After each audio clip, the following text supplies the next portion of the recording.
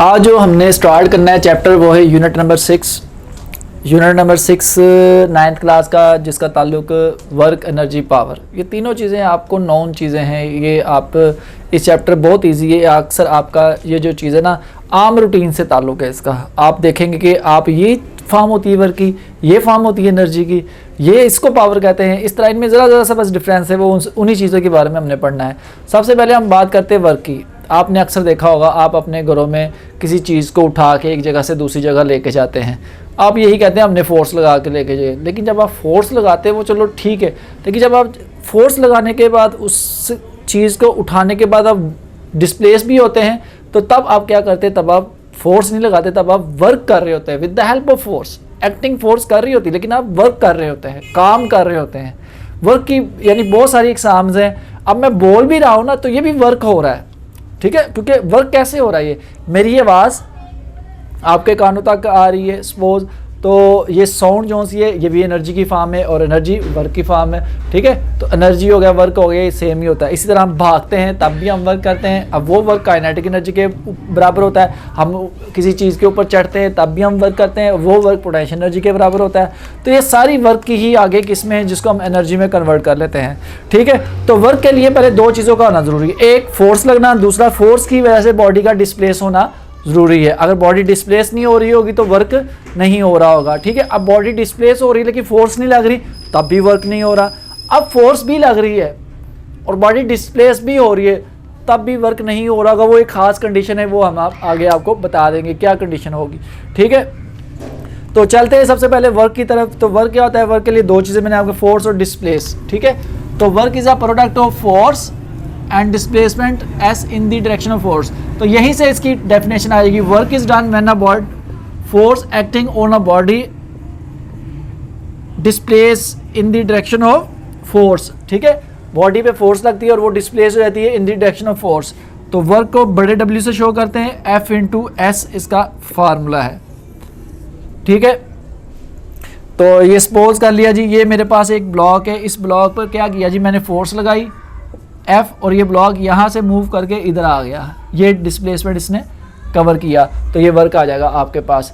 अब नेक्स्ट आपके पास है component form of work. Suppose यहीं पे अगर मैं फोर्स इसको मज़ीद डिस्प्लेस करना चाहता हूँ और मैं फोर्स इस तरह लगाता हूँ, अक्सर आपने बच्चों का वो देखा होगा जिसको हम वो किसी चीज़ को घसीटने के लिए सपोज इस तरह मूव करते हैं। अब ये देखें मैं इस तरह मूव कर रहा हूँ, ये फोर्स मेरी इस तरह जा रही है, ब्लॉक इस तरह पड़ा हुआ है, फोर्स इस तरफ जा रही है, तो ये कोई ना कोई एंगल बना रही है उसके साथ, ठीक है। जब ये एंगल बना रही होगी, ये फोर्स जा रही है, ये ब्लॉक है। अब आपने क्या करना है, ये ब्लॉक की मूवमेंट होगी, सपोज ये डिस्प्ले से इस तरफ हो रहा है, एंगल बन रहा है थीटा, एफ के कंपोनेंट बना दें, ये बन जाएगा एफ कोज ऑफ थीटा और ये बन जाएगा एफ साइन ऑफ थीटा, ठीक है।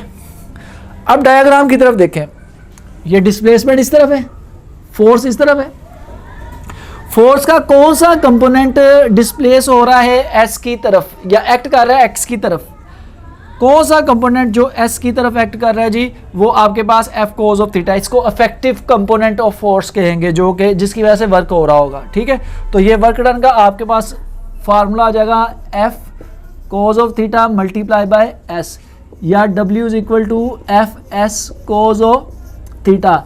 तो इसको हम कंपोनेंट फॉर्म ऑफ वर्क कह देंगे। यहाँ से उसके केसेस हैं, दो केसेस निकलते हैं, केस 1 C1 कह दो इसको, चलो केस 1 कह देते हैं। Theta is equal to 0 degree, यानी F और S क्या हो, आपस में पैरेलल हो, फोर्स जिस तरफ लग रही है डिस्प्लेसमेंट भी उसी तरफ कवर हो रहा हो, तो वर्क डन क्या होगा जी, F is equal to F S cos 0 degree, तो कोस 0 1 होता है। अब नेक्स्ट है theta is equal to 90 degree, तो F और S इसमें क्या हो जाएंगे, परपेंडिकुलर हो जाएंगे, तब वर्क डन क्या होगा जी, cos 90 0 होता है, वर्क 0 हो जाएगा। अब यहाँ पे बड़ी हैरानगी की बात है, फोर्स भी लग रही है, डिस्प्लेस भी हो रही है बॉडी, लेकिन वर्क 0 है, वो कैसे जी। अब ये देखें ज़रा, ये बाल्टी, एक पानी की बाल्टी पड़ी है, आपने इस तरह पकड़ी है, इस तरह पकड़ी और आप इस तरह जा रहे हैं, ठीक है। अब इस तरफ जा रहे हैं और आप, ये फोर्स ऊपर की तरफ जा रही है, एंगल कितना बनेगा 90, वर्क 0, वर्क ज़ीरो कैसे होगा? क्योंकि जो आपकी फोर्स है वो बाल्टी के वेट को उठाने के लिए यूज़ हो रही है, बाल्टी को आगे ले जाने के लिए नहीं। वो आपका जो वर्क डन होगा वो ज़ीरो हो जाएगा। इसी तरह अगर आप किसी चीज़ कोई चीज़ सर्कुलर मूव कर रही होती है, उस पर सेंटीपिटल फोर्स लग रही होती है, उसमें भी वर्क क्या होता है? ज़ीरो होता है, क्योंकि वेलोसिटी और उसके दरमियान जो एंगल होता है सेंटीपिटल फोर्स के दरमियान वो 90 होता है, और वेलोसिटी डिस्प्लेसमेंट की डायरेक्शन में होती है। तो बेसिकली डिस्प्लेसमेंट और सेंटीपिटल फोर्स के दरमियान एंगल क्या होता है? 90 होता है। तो 90 पे कोई वर्क नहीं होता। नेक्स्ट आ गया बेटा यूनिट। वर्क का यूनिट क्या होता है? जॉल। क्या यूनिट होता है? जॉल। अब जॉल की definition, the amount of work is 1 joule when a force of 1 newton displace a body through a 1 metre in the direction of force. अगर बॉडी पर 1 न्यूटन फोर्स लगाई जाए और वो 1 मीटर का डिस्टेंस कवर करे फोर्स की डायरेक्शन में, तो उस पर वर्क कितना होगा? 1 जॉल होगा। 1 जॉल किसके बराबर होता है? 1 न्यूटन मीटर होता है। जो इसके मल्टीपल यूनिट है 1 किलो जॉल, 10 की पावर 3 न्यूटन मीटर, और 1 मेगा जॉल 10 की पावर 6 न्यूटन मीटर के बराबर होता है। ठीक है जी। नेक्स्ट हमारे पास है एनर्जी। अब एनर्जी से पहले हम थोड़ा सा वैसे एक इंट्रोडक्शन एनर्जी होती गया जी। मैं अब सिंपल मैंने आपको कहा मैं बोल रहा हूँ, मेरे पास अंदर एनर्जी है तो मैं बोल रहा हूँ। अब ये एनर्जी कैसे आई? जो हम खुराक वगैरह खाते हैं वो हमारे जिस्म का हिस्सा बनती हैं, और वो जिस्म का हिस्सा बनने के बाद हमें एनर्जी प्रोवाइड करती हैं। ठीक है, अगर हमें इस वक्त खुराक की कमी हो तो मैं इतना बोल ना रहा हूँ, हमें फिर कोई ना किसी की चीज़ की ज़रूरत पड़ती है। इस तरह जब हम काम वगैरह करते हैं तो हमारे अंदर एक सलाहियत होती है तो हम काम करते हैं। अगर हमारे अंदर वो सलाहियत ना, हम काम नहीं कर सकते। तो एनर्जी सलाहियत ही है काम की। ठीक है, तो a body possesses energy if it is capable to do work, यानी एक बॉडी में एनर्जी होगी अगर वो काम करने की सलाहियत रखती होगी। ठीक है, तो काम करने की सलाहियत रखती उसमें एनर्जी मौजूद होगी। एनर्जी की बहुत सारी इकसाम है, डिफरेंट इकसाम है, जिसके बारे में हम आगे जाके पढ़ेंगे। ठीक है, तो पहले हम बात करते हैं जी मैकेनिकल एनर्जी की। मैकेनिकल एनर्जी जो किसी बॉडी में पोजीशन या मोशन की वजह से पैदा होती है वो मैकेनिकल एनर्जी कहलाती है। मैकेनिकल एनर्जी को आगे 2 हिस्सों में तकसीम किया जाता है। मैकेनिकल एनर्जी में पहली आ जाएगी काइनेटिक एनर्जी और दूसरी क्या आ जाएगी? Potential energy. आज हम इन दोनों के बारे में पढ़ते हैं, काइनेटिक एनर्जी और पोटेंशियल एनर्जी क्या होती है। पहले काइनेटिक एनर्जी की बात करते हैं। सपोज मैं भाग रहा हूँ, फ़ौरन भागता जा रहा हूँ, तो जो मैं भागते हुए वर्क करूँगा वो मेरी काइनेटिक एनर्जी के बराबर होगा। वाटर फ्लो कर रहा है, पानी फ्लो कर रहा है, तो जो पानी फ्लो कर रहा है ना उसमें कौन सी एनर्जी होगी? काइनेटिक एनर्जी होगी। ठीक है, तो इसका मतलब क्या हुआ? The energy processed by a body due to its motion. Motion की वजह से जो एनर्जी पैदा होती है वो काइनेटिक एनर्जी कहलाती है। भागने की वजह से ये हम भाग रहा हूँ, मूव कर रहा हूँ, तो ये मोशन है। काइनेटिक एनर्जी का जो अपना फार्मूला आता है वो होता है जी 1/2 mv²। अब इस चीज़ को प्रूव करते हैं। इसको प्रूव करने के लिए जी कंसिडर कर लेंगे जी एक बॉडी जिसकी इनिशियल वेलोसिटी क्या है जी? vi है। सपोज ये v के बराबर है। फाइनल वेलोसिटी vf वो 0 के बराबर है। इस दौरान जो एक्सेलरेशन प्रोड्यूस होता है वो a, और जो फोर्स इस पर लग रही होती है वो F है, और इस दौरान जो डिस्टेंस कवर करते हैं वो S है। ये सारी चीज़ें अब देखें ज़रा, थर्ड इक्वेशन लगाएं 2as is equal to vf का स्क्वायर माइनस vi का स्क्वायर। ठीक है, 2as is equal to velocity क्या, और ये डिक्रीज हो रही है, और v स्क्वायर, ये 2as किसके बराबर आ गया? माइनस v स्क्वायर के बराबर आ जाएगा। अब जारी बात है कि वेलोसिटी कम हुई है, तो इसका मतलब क्या हुआ? आपने कोई ना कोई फोर्स लगाई थी जिसकी वजह से वेलोसिटी क्या हो गई? कम हो गई। ठीक है, तो यहाँ से एक्सेलरेशन क्या आएगा? F/m। अब वो जो फोर्स लगी है वो उसको रोकने के लिए लगी थी, बॉडी को डिक्रीज करने के लिए उसकी वेलोसिटी, तो यहाँ पे माइनस आ जाएगा, एक्सेलरेशन क्या हो जाएगा? नेगेटिव हो जाएगा। यहाँ से minus F/m minus v square आ जाएगा is equal to minus v square, या यहाँ से साथ ये आ जाएगा F/m इंटू s। तो यहाँ से आप निकाल लें जी Fs निकाल लें, minus v square multiply by m/-2, minus minus से कैंसिल हो गया। आप इसको इस तरह लिख सकते हैं mv स्क्वायर।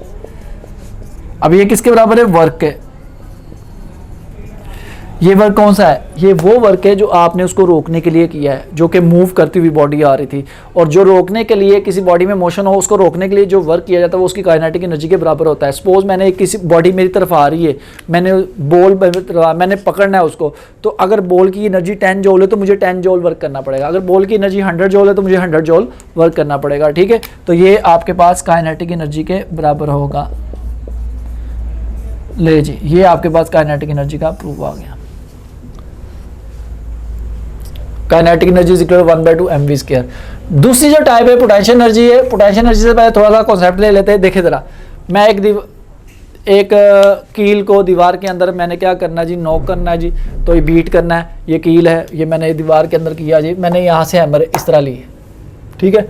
अगर मैं यहाँ से लाऊंगा ज़ोर से लगेगा, और पीछे से लगाऊंगा और ज़ोर से लगेगा, ठीक है। तो जितना ज़्यादा मैं पोजीशन चेंज करता जाऊंगा उतना ज़ोर से लगेगा। इसी तरह अगर हम एक मतलब कैटापुल्ट की मदद से, गुलेल की मदद से एक पत्थर को दूर फेंकना हो, मैंने यहाँ पे फेंका, थोड़ा सा दूर जाएगा, लेकिन मैं थोड़ा और स्ट्रेच करूंगा, पत्थर और ज़्यादा, मैं कैटापुल्ट को और स्ट्रेच करूंगा और स्ट्रेच चला जाएगा। इस तरह अगर हम तीर कमान जिसको कहते हैं बोव की मदद तीर को फेंकना हो, तो ये एरो को फेंकना है, तीर को फेंकना है, तो जितना ज़्यादा मैं स्ट्रेच करूंगा, अब ये स्ट्रेच करने से क्या चीज़ प्रोड्यूस हो रही है, इलास्टिक पोटेंशियल एनर्जी। इस तरह हैमर में क्या चीज़ प्रोड्यूस हो रही है, ग्रेविटेशन पोटेंशियल एनर्जी हो रही होती है, ठीक है। बेसिकली दोनों में क्या हो रहा है, पोजीशन चेंज हो रही है।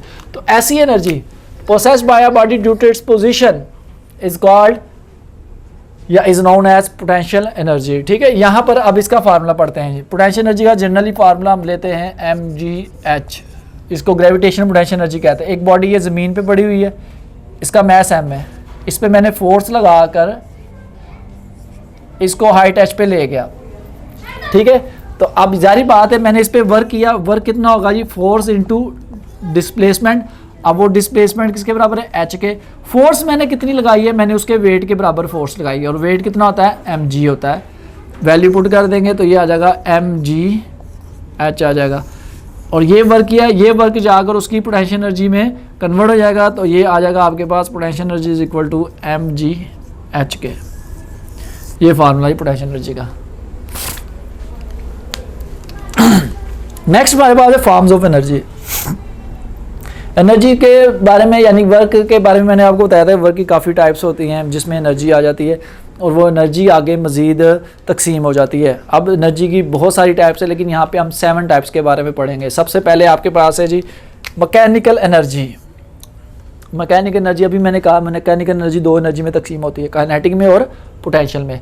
तो ऐसी एनर्जी जो चेंज इन पोजीशन या चेंज इन मोशन की वजह से पैदा हो, वो आपके पास क्या कहलाती है, मैकेनिकल एनर्जी कहलाती है। मैकेनिकल एनर्जी की डिफरेंट एग्जांपल्स हैं, यानी कि आप काइनेटिक एनर्जी और पोटेंशियल एनर्जी की एग्जांपल को मैकेनिकल एनर्जी में ऐड कर सकते हैं, ठीक है। दोनों टाइप्स हैं। वाटर का फ्लो करना डैम से, water store in a dam potential energy, water flowing from the dam kinetic energy, ठीक है।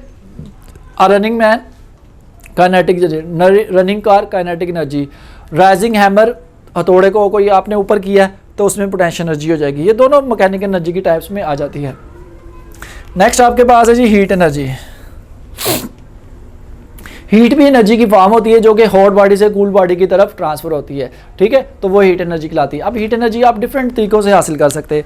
सबसे ज़्यादा हीट एनर्जी हम सूरज से हासिल करते हैं, ठीक है। सूरज आपको पता ही है कि चाहे सर्दियों गर्मी में बहुत ज़्यादा हीट ज़मीन पर भेजता है in the form of light, वो हीट एनर्जी कहलाती है। इसी तरह आप कोई कमरे में लाइट जलाते हैं, उससे भी हीट एनर्जी पैदा होती है। दूसरा, आप कोई चीज़ जलाते हैं, उससे भी हीट एनर्जी पैदा होती है। तो हीट फ्लो करती है from hot body to cool body, ये याद रखिएगा, ठीक है। नेक्स्ट आपके पास साउंड एनर्जी।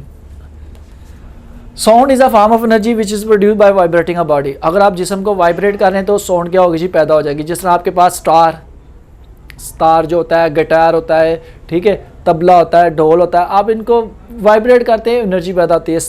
आप गिटार की स्ट्रिंग्स वाइब्रेट करेंगे, एनर्जी पैदा हो जाएगी।